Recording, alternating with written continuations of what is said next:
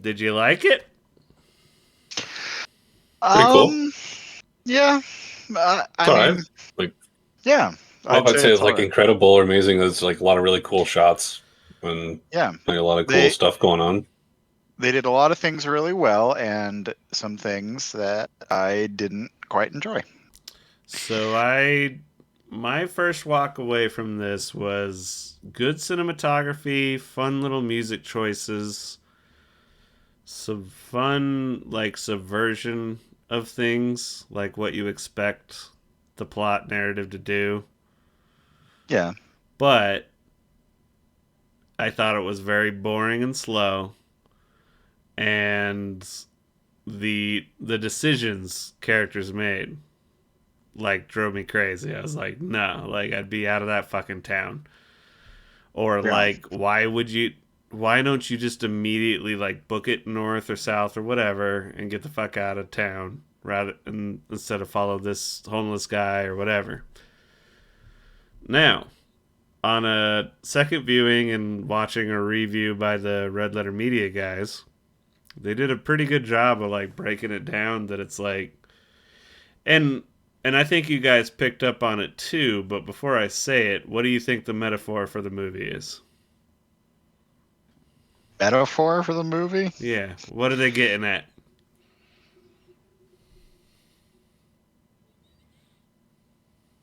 Shit, I got nothing. Because it wasn't apparent to me on a first viewing either. But it's the barbarian title, right? It's like it's how you trust like people in general is the most simplest way to put it. Is that the whole beginning of the movie is that Bill Skarsgård is like the most accommodating dude, but he's also awkward as fuck in an awkward situation, in a creepy situation. And you're just the music itself. That was the thing you pointed out earlier, is that it's like sending it a little. Yeah. To where the point where you're like, I just don't trust this motherfucker. Like, something's wrong with this guy. Something's fucking off the whole time. And at the end of the day, he went down there to check it out, gets murdered for it, and she doesn't trust him. Yet now she's in this situation down in the basement with Mother. And then this rapist Justin Long guy, the Me Too guy, shows up. And he gets dropped into the same situation with her. And she's trusts him. Because he's like, oh, well, now you're in the shit with me. So, like, I gotta save him. I gotta help him. I gotta do all... like, she'll go out of her way to trust and believe this guy. But she went pretty far for the other guy. Yeah, she did. But it's just this, like, how the circumstance in which you're thrown into, like, oh, this guy I can trust, this one I can't. Call the cops. They're like, I'm supposed to be able to trust you. Little things like that. So, and then at the end of the day, this one guy's Justin Long's character is a creep the whole time, and yet the movie is doing little things to make you like kind of try, like, oh, he's a lovable character. The bar explanation scene, the singing along to the song, they started off with him being like, oh, well, maybe he's not, a complete asshole. And then the lovable scamp. After the bar scene, though, he's a fucking dick. Like, he's a rapist. So from that point on, I had written him off as, I think they were setting him up to, justify his gruesome death. Right. Yeah. Well, and he has that moment where he's like, am I a bad person or am I a good person that did a bad thing? Yeah. And they're like, is he gonna have this redemptive moment? They're like teasing that. No, he's gonna. But they're like, no, he will continue to be an asshole. And Yeah. like that's the whole thing. So like rewatching it Well, and how they're and setting then up there's various tone things like that. yeah, And like no, like they make dumb decisions, but they do also like nope, this is where they place the key. You remember where they placed the key. It's not that crazy that they would then do this. And I'm like, yeah, all right. Like the first time through, I was so annoyed with the decision making. And second time through, I was like, I guess, all right, if that's the metaphor they're going for. That being said, I still think it's a bit prodding and slow. And some character yeah, decisions just make me kind of like disengage a little. But filmography is great, cinematography, yeah. the They music. definitely nailed that. the The music choices were good, like the songs were great. Yeah. The this overall sound design of the whole thing, I didn't love. Why is I thought it that? was a little. I think it was just heavy-handed, and whether that was an intentional heavy-handedness is, you know, up for debate. But So does that metaphor hold water with you guys? Or are you kind of like, well, man, I, I think that it does hold some water, but I don't think it can you be don't think argued that's that that exactly was. what they were going for? I don't think it is. Well, that's obviously what it's about. It's just kind of one interpretation. You know what I mean? Well, I guess so. Let me rephrase that a little. Um, is this more of a movie like let's have a weird titted creature in a basement that like forces Justin Long to suck tit, and that's what we're gonna build the movie around, or do you think that they went into it with a oh, this is an allegory for trust between women and men and predators and that sort of thing? Yeah, it can be both. Sure. I'm wondering what they went into it with Yeah, initially. Like, what's the pitch? I don't know. They definitely had the themes of just like men in general, not shit. Where am I going with this? That like they have two rapists. Granted, they're on highly different levels of being fucking horrible. I never put those two things together. You are correct. You got the Both two rapists. barbarians, but different types. Exactly. Mm. And Justin Long had the fucking gall to be like, "You're a fucking monster." Well, you're a rapist too. Like, granted, Yeah. not at the same level of like kidnapping dozens of people and all of that, but Well, and that's kind of fun too, because he's like calling his victim a bitch to his mother, yeah. and she's like, "I don't like that." Like, don't talk about it. Like, it was like, well, it should ruin my career, right? As like name slinging, like people would call him a barbarian, and he'd probably freak out about it. I'm very, very glad that the little redemption arc that they teased for about 30 seconds didn't come to pass. I would have completely just like shut the movie off at that point Right. because that was not deserved, and I'm glad they didn't go that way. Mm-hmm. But in general, I think the character development was a little poor. Um, I it, the decisions that are made aren't really justified through the characters. It's just that's why they seem like such horrible horror decisions, is because they don't justify it with, you know, establishing the character making those decisions. Right. I think they used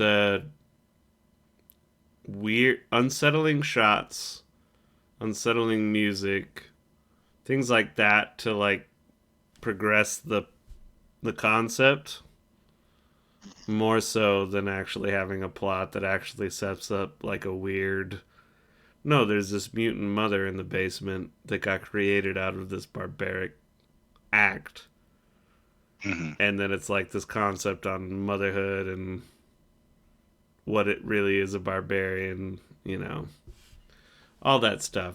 But, like, I think also you don't go to horror movies for, like, you kind of go for, like, on-the-nose social commentary sometimes. Yeah. And you're just like, oh, that's absolutely just about this thing. And I think in that sense it does pull that off, but I wish it did better at it. And, like, it wasn't as by the numbers kind of horror at times. Yeah. And I don't know. I did like it a lot more on a second viewing, I will say that.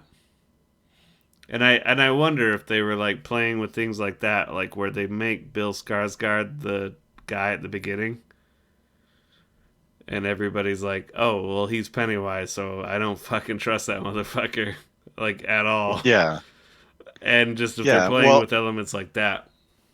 and they telegraphed it pretty heavily with him being, jittery and awkward, and he's not supposed to be there, and all of that. Like, they were definitely red herring.